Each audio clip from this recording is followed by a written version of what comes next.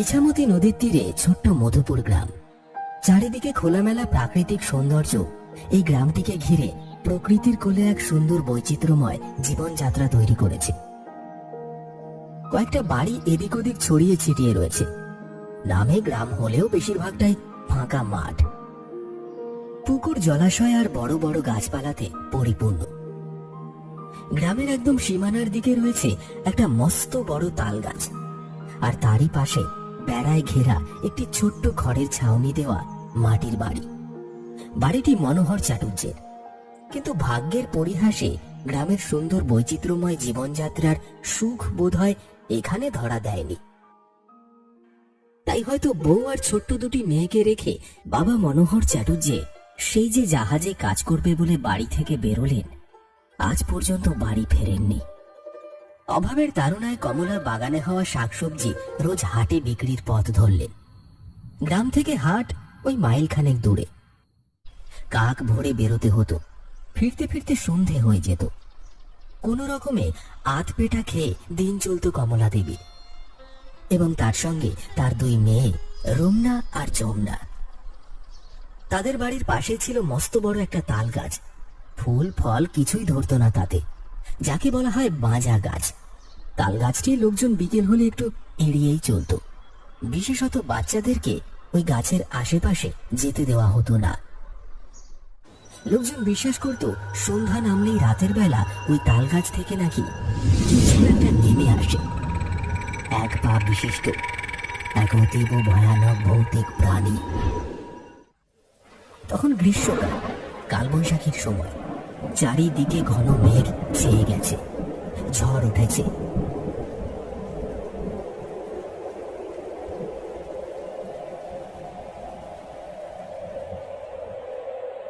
বাতাসের দাপট জানালা দরজা সব ভেঙে দেওয়ার উপক্রম করছে।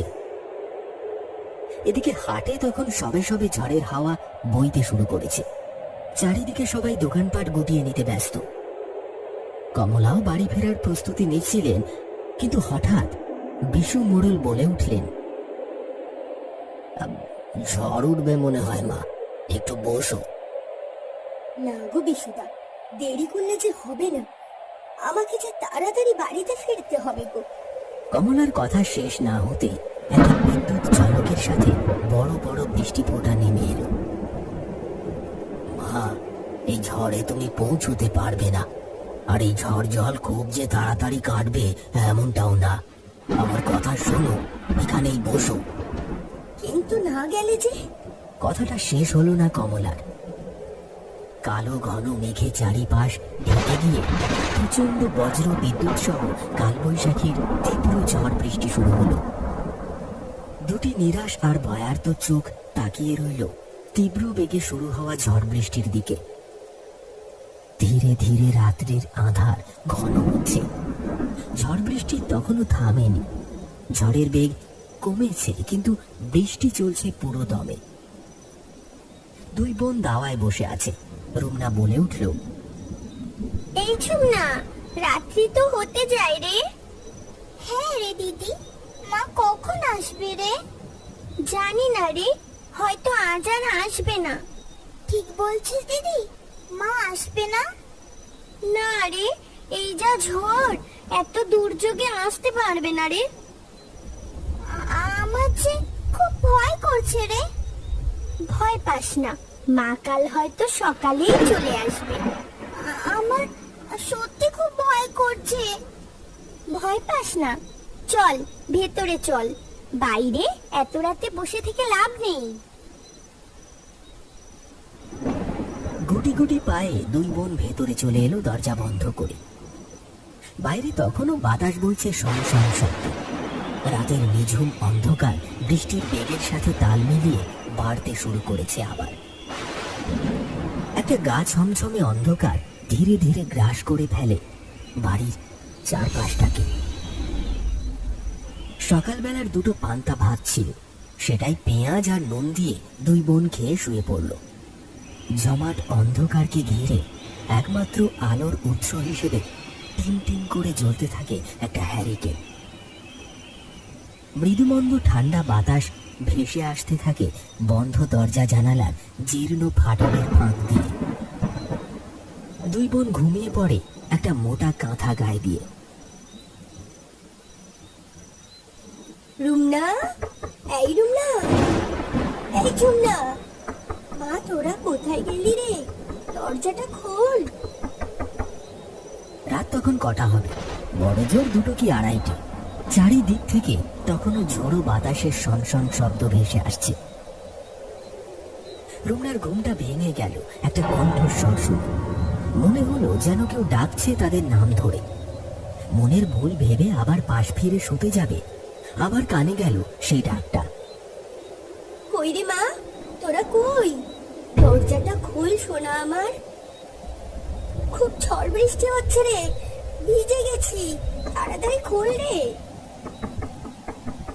আবার সেই কম্পিত করুণ কণ্ঠস্বর ভেসে এলো রুমনার কানে। ধরফড়িয়ে উঠে বসল সে। ঘরটা বেশ অন্ধকার হয়ে উঠেছে। হ্যারিকেনের আলোটাও একেবারে নিভু নিভু। দরজার দিকটা থেকে তখনও ভেসে আসছে মৃদু কণ্ঠস্বর আর দরজা ধাক্কা দেবার একটা হালকা টক টক শব্দ। আবার কান পাতল রুমনা। মা, দরজাটা খোল মা। দেখ আমি এসে গেছি, তোদের মা। খোল দেখি। না, এই যে সত্যি মায়ের ডাক। মা এসেছে তার মানে। তারপর বিস্ময় আর আনন্দের ছাপ খেলে যায় তার চোখে মুখে। বোন তখনও ঘুমে অচেতন। খাট থেকে নেমে ধীর পায়ে দরজার দিকে এগিয়ে গিয়ে দরজাটা খোলে রুমনা। আর খুলতেই সামনে দেখে তার মা দাঁড়িয়ে আছে। অন্ধকারে পুরোটা স্পষ্ট না, তবে বাইরে থেকে ভেসে আসা বিদ্যুতের ঝলকে অস্পষ্ট হলেও সে বুঝতে পারে তার মাই তার সামনে দাঁড়িয়ে আছে। আনন্দে সে বলে ওঠে, মা তুমি এত রাতে? হ্যাঁ রে রুমনা, আমি। তোদেরকে একা রেখে আমি কি আর থাকতে পারি? তাই তো ছুটে এলাম তোদের কাছে। মাকে কাছে পেয়ে সে জলদি জড়িয়ে ধরে। অবুঝ বাচ্চার মনে দীর্ঘক্ষণ পর মায়ের কোল পেলে কি আর ছেড়ে থাকতে পারে? এই বোন, দেখ দেখ। এই ছাড়, দেখছিস না আমি তো ভিজে গেছি। বোনকে ডাকতে যাবে মা এসেছে বলার জন্য, কিন্তু জড়িয়ে ধরা মাত্রই তৎক্ষণাৎ কমলা তাকে দ্রুত ছাড়িয়ে দেয়। রুমনা চমকে ওঠে একটু। জলে ভিজে সপ সপ করছে তার মায়ের সমগ্র পরিধান। রুমনা বলল, ভুল হয়ে গেছে মা। না না না, আসলে থাক, হয়েছে নাও। সব বুঝি আমি রুমনা। এই বাদলায় ঠান্ডা লাগলে বিপদ হবে তোরে মা। কবে বুঝবি বল দেখি। চো ভেতরে চো।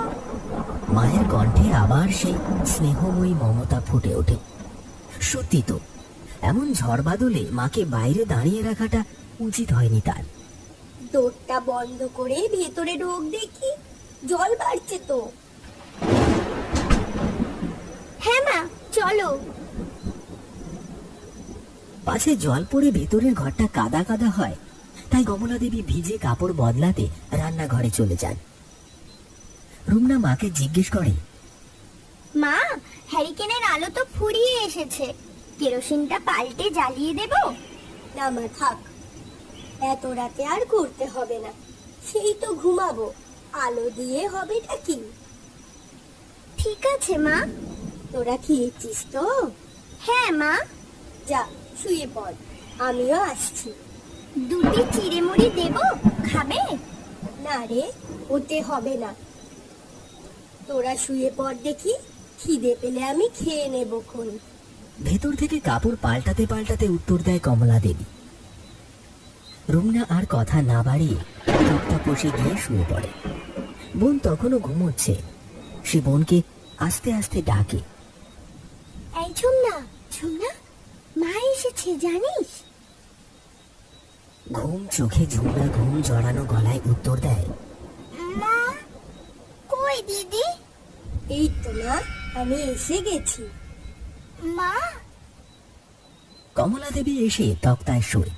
ঝুমনা ঘুম জড়ানো কণ্ঠে মাকে জড়িয়ে ধরে, তারপর দিদির দিকে পাশ ফিরে শুয়ে পড়ে। পিঠে হাত বুলিয়ে দিচ্ছি, নে ঘুমিয়ে পড়। অনেকটা সময় কেটে গেছে, ঝড় বৃষ্টি থেমে গেছে। ব্যাঙের ডাক ভেসে আসছে বাইরে থেকে। হঠাৎ ঝুমনার অস্বস্তি বোধ হতে শুরু করলো। সে চোখ খুলে ফেলল। অদ্ভুত একটা ব্যথার অভিব্যক্তি ফুটে উঠল তার চোখে মুখে। সে আলতো করে দিদিকে ঝাঁকুনি দেয়। কি হয়েছে? ডাকছিস কেন? এই দিদি, খুব ব্যথা করছে পেটটা। মাকে বল না একটু হাত বুলিয়ে দিতে। ঘুম চোখে কমলা দেবীকে ডাকতে যাবে, হঠাৎ একটা ভয়ঙ্কর দৃশ্য দেখে সে চমকে ওঠে। চোখের সামনে সে দেখে কাঁথার মধ্যে একটা বিকট দর্শন, বিভৎস কুৎসিত ভয়াবহ কিছু একটা তার লম্বা ধারালো কাঁটাযুক্ত জিভ বের করে ক্রমাগত চেটে চলেছে তার বোনের পিঠটা। রক্ত ঝরে ঝরে পড়ছে তার জিভ দিয়ে। তার মা কোথায়? এ যে অন্য কিছু। ঠোঁট দুটো চেরা, ধারালো দাঁতের শাড়ি বেরিয়ে এসেছে মুখ ঠিকরে। ভয়ে আতঙ্কে সে মুখের ভাষা হারিয়ে আবার শুয়ে পড়ে কাঁথার তলা। ঝুমনা আবার বলে, ওই বললি ব্যথাটা বাড়ছে, খুব জ্বালা জ্বালা করছে। রুমনা কোনো সাড়া দেয় না। তার শরীরটা তখন প্রবল ভয়ে কাঁপছে। অগত্যা ঝুমনায় কোনো উত্তর না পেয়ে মাকে ডাকতে থাকে। মা, ও মা, পিঠটা বড্ড জ্বলছে, হাত বুলিয়ে দাও না। এই তো মা, দিচ্ছি। কিছুক্ষণের মধ্যে আবার ঘুমিয়ে পড়ে ঝুমনা। কিন্তু ঘুম আসে না রুমনার। সে ওপাশ ফিরে শুয়ে প্রবল ভয়ে শিহরিত হয়ে ভাবতে থাকে। এই রাতে খেলো? কি করবে সে ভাবছে। হঠাৎ এমন সময় ঝুমনার মুখে ফুটে ওঠে সেই যন্ত্রণার অভিব্যক্তি। আবার সে চোখ খুলে দিদিকে ডাকে। দিদি, চমকে ওঠে ঝুমনা। জিজ্ঞেস করতে যাবে তখনই ফিসফিস করে কানের কাছে এসে বলে, আমাদের মা আসেনি আজ। ওই পাশের তাল গাছ থেকে একা নড়ে এসেছে। এক্ষুনি পালাতে হবে আমাদের। কথাটা শুনে আঁতকে ওঠে ঝুমনা। ভয়ে আতঙ্কে তার চোখ থেকেও তখন ঘুম উড়ে যাওয়ার জোগাড়। ফিসফিস করে সে বলল, দিদি, কিভাবে বাঁচবো রে আমরা? ভয় করছে রে, পেটটা খুব জ্বলছে রে। চুপ, ব্যবস্থা করছি। মা, ও মা, হিসু পেয়েছে খুব জোরে। যাবো? যা, তাড়াতাড়ি আসবি। কিন্তু মা, ভয় করছে যে, বোনকে নিয়ে যাই। বেশ, যা। কিন্তু বাইরে আবার জল ঝড় হবে, আর ওদিকের তাল গাছটাও ভালো নয়। একা নড়ে থাকে, রাতে বিপদ হবে। তাড়াতাড়ি চলে আসবি। অবিকল কমলার গলায় উত্তর ভেসে আসে। দুই বোন ধীরে ধীরে বিছানা ছেড়ে উঠে দরজার দিকে আসে। খিলটা খুলে দরজা দিয়ে বেরিয়ে পড়ে। তারপর ধীরে ধীরে দরজার শিকলটা লাগিয়ে দিতে যাবে, তক্ষুনি ঝনাত শব্দ করে দরজায় আওয়াজ হয়ে ওঠে। আর তক্ষুনি ভেতর থেকে একটা বিকট রক্ত জল করা চিৎকার ভেসে আসে। এই, তোরা আমায় আটকে দিলে, হতভাগী দল! হল হল হল বলছি, নইলে তোদের দুটোরই গাড় মোটকে খাবো রে। ঝুমনা, ঝুমনা পালা, পালা ঝুমনা পালা। দিদি, খুব কষ্ট হচ্ছে রে, পিঠটা। পালা এখন, বাঁচলে তবে অন্য কিছু রে। পালা, পালা বোন, পালা। এই বলে দুই বোন এক নিঃশ্বাসে প্রবল বেগে দৌড়তে থাকে। পেছন থেকে ভেসে আসতে থাকে দরজায় ধাক্কা দেওয়া একটা বিরাট আওয়াজ, আর সেই বিভৎস একাধারের চিৎকার।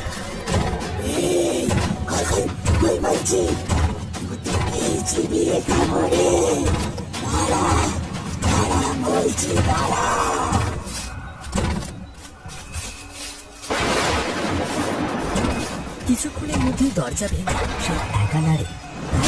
এক পায়ে লাফ দিয়ে নকনকে জিপটা বের করে প্রবল বেগে তাদের পিছু পিছু ধাওয়া করতে থাকে।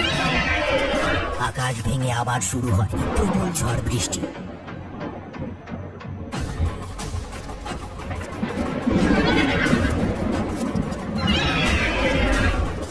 মাঠ ঘাট বাঁশ বন পেরিয়ে ক্রমেই তারা পাইক পাড়ার দিকে চলে আসে। তখন খেয়াল করে সেই বিভৎস প্রেত ওদের ধাওয়া করে পিছন পিছন আসছে। তার বিকট হাসি ভেসে আসছে ক্রমাগত। ধীরে ধীরে যেন তাদের কাছে চলে আসে সেই প্রেতটা। যতটা সম্ভব দ্রুত দৌড়ে সামনে হঠাৎ পাড়ার প্রথম বাড়িটা চোখে পড়ে।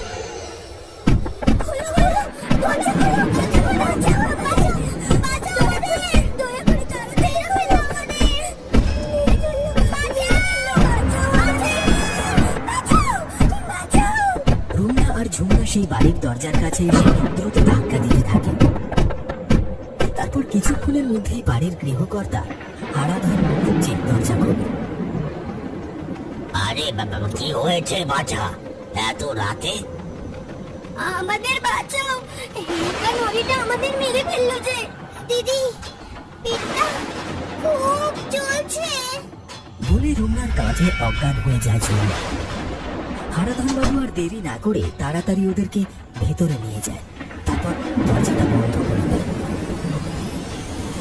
এরপর খানিকক্ষণ পরে ওরা দুজন একটু ধাতস্থ হলে রুমনাকে সব বলতে বলে মুখুজ্জে মশাই। ওদিকে তখন ঝুমনার সেবা করতে ব্যস্ত মুখুজ্জে গিন্নি। রুমনা ধীরে ধীরে সব ঘটনা খুলে বলে হারাধনকে। সব শুনে হারাধন বাবু বললেন, ভগবানের অপার কৃপা, তোমরা প্রাণে বেঁচে গেছো। তোমাদের ওই দিকের ওই গাছটা ভালো নয়। সত্যি একানারে গ্রামের একটা এক পা বিশিষ্ট ভয়ঙ্কর প্রাণী থাকে, যার মুখটা চেরা, আর সেই চেরা মুখে লকলকে জিভ দিয়ে লোলুপ দৃষ্টিতে নারকেল গাছের উপর থেকে বাচ্চাদের উপর নজর দেয়। যদি একবার একা পায় তবে তৎক্ষণাৎ গাছ থেকে নেমে এসে তাদের তুলে নিয়ে চলে যায়। তবে এখন থাক সেসব কথা, কাল তোমার মা এলে একটা কিছু বন্দোবস্ত হবে। এখন দেখতে দেখতে রাত কেটে যেতে থাকে, ঝড় থেমে আসে। মুখুজ্জে আর মুখুজ্জে গিন্নি রুমনা ঝুমনাকে নিজের কাছে নিয়ে ঘুমিয়ে পড়ে।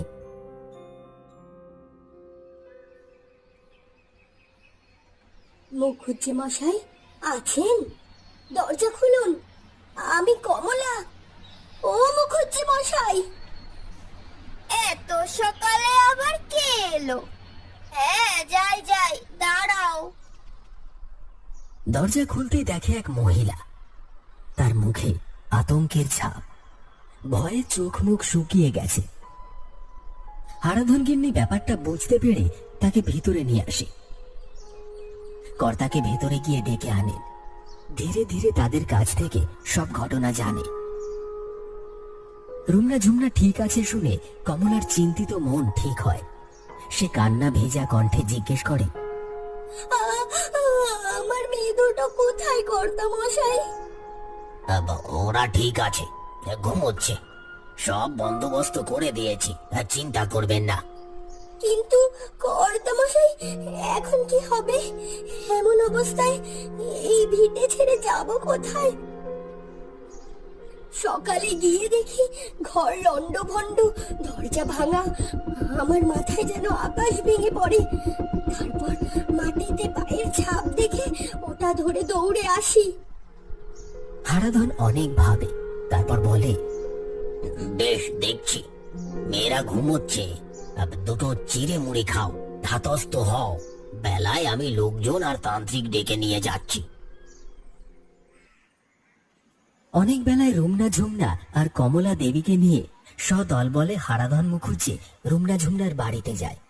দেখতে দেখতে লোকজনের উদ্যোগে ওই গাছটা মূল শুদ্ধ উপড়ে ফেলা হয়। আর পাড়ার এক গুণিন ওই জায়গাটাকে যজ্ঞ করে বাঁধিয়ে দেন। তারপর বলেন, এই জায়গায় আমি মন্ত্র পড়ে বেঁধে দিয়েছি, আর চিন্তার কিছু নেই। দিন চারেক বাদে এখানে ভালো করে শাকসবজি বুনিস। জমি উর্বর হলে, শস্য ফলালে সেখানে আর অসুবিধে কিছু থাকবে না। তারপর থেকে কমলা দেবী সেই জায়গায় একটা সুন্দর শাকসবজির বাগান করে সেই শাকসবজি বাজারে বেচে অর্থ উপার্জন করে। এইভাবেই একটা সুন্দর সুখী পরিবার গড়ে ওঠে কমলা দেবীর সংসারে।